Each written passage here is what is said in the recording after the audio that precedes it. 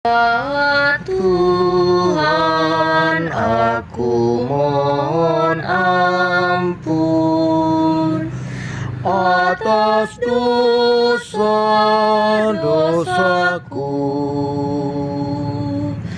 karena pemikiran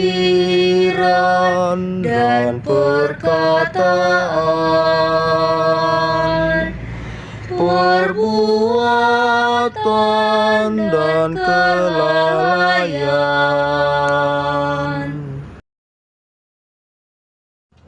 Bapak, Ibu, dan saudara-saudariku yang terkasih dalam Kristus, salve damai Tuhan beserta kita. Kita bertemu dalam renungan harian Katolik hari Kamis 17 Oktober 2024. Renungan bagi kita hari ini diambil dari Injil Lukas bab 11 ayat 47 sampai 54.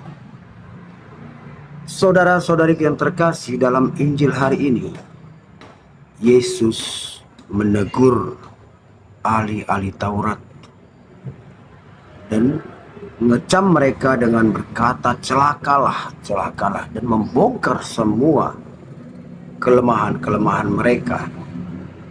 Perseteruan antara Yesus dengan ahli Taurat semakin memanas.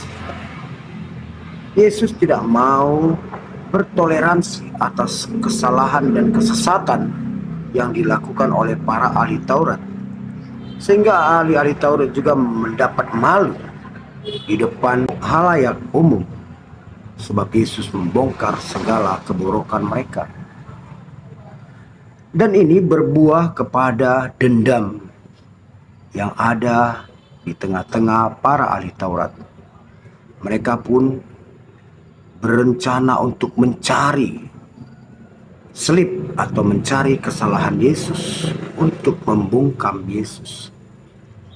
Nah, saudara-saudara yang terkasih, yang dapat kita petik dari renungan hari ini, bagaimana Yesus tidak mau kompromi, tidak mau bertoleransi atas kesesatan. Yesus tetap bertahan untuk mengajar dalam kebenaran. Walaupun Yesus tahu resikonya, ada dendam dan kebencian yang membara di hati para ahli Taurat. Tapi itu bukan menjadi halangan bagi Yesus. Nah, bagaimana dengan kita? Apakah kita berani mengatakan kebenaran dengan segala resiko? Kita mungkin akan diejek, dibenci oleh orang-orang di sekitar kita. Namun, dalam Injil hari ini kita dibimbing, diajak untuk berani mengatakan kebenaran. Kebenaran tidak boleh menjadi kalah hanya karena untuk berdamai dengan orang-orang yang sesat, dengan ajaran-ajaran yang sesat. Kita harus berani mengatakan hitam bila yang hitam, putih pada yang putih. Itulah ajaran Yesus kepada kita.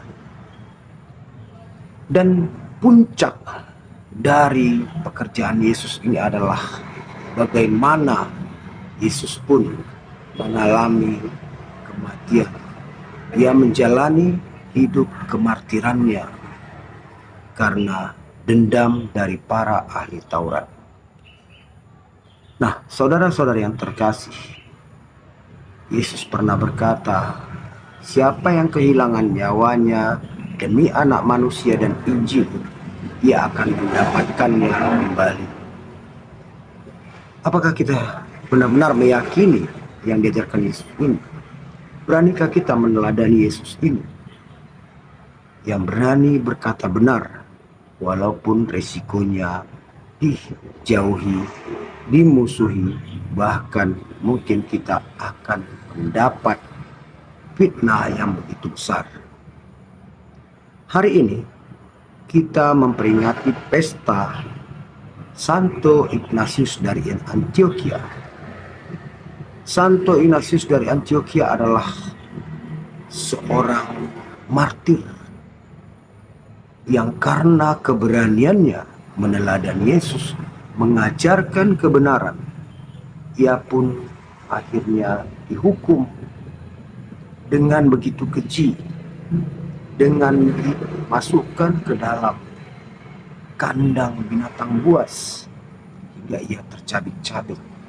Ini adalah teladan yang diikuti oleh Santo Ignatius atas teladan yang telah diberikan Yesus saat Yesus berani menegur para ahli Taurat yang telah berbuat kesalahan, mengajarkan kesalahan, yang telah memegang kunci kebenaran namun tidak masuk ke dalamnya, tapi menghalang-halangi orang untuk masuk.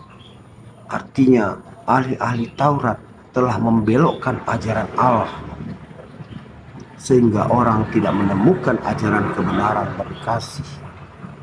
Nah, saudara-saudara yang terkasih, dalam renungan hari ini Yesus memberi teladan bagaimana ia berani mengatakan kebenaran dan tidak mau berdamai dengan kesesatan, dan juga teladan dari Santo Ignatius dari Antioquia yang rela walau dia sudah tahu akan menjalani hukuman mati, namun ia tidak sedikit pun mundur dari ajaran kebenaran yang ia terima dari Allah.